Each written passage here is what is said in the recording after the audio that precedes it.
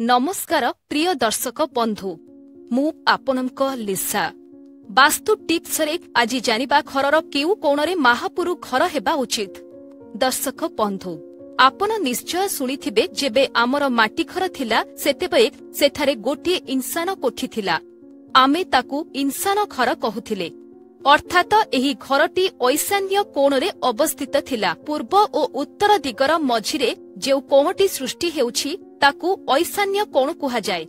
नियम अनुसारे एही ईशान्य कोणरे ही आम गृहर पूजा घर हेबा उचित। एही कोणरे ठाकुरंकु अवस्थापित कले गृहरे भल वातावरण बजाय रहिथाए।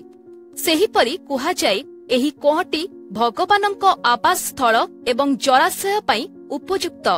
तेणु एही कोणरे जदि आपण घर पई कूଅ पानी टांकी बा पानी ट्याप करूछंती तेबे ताहा भल।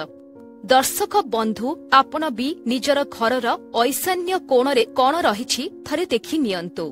जदि आपणक घरर वास्तुकु नेई कोनोसी द्वंद्व रहुछि तेबे वास्तुविदंक परामर्श नियंतु।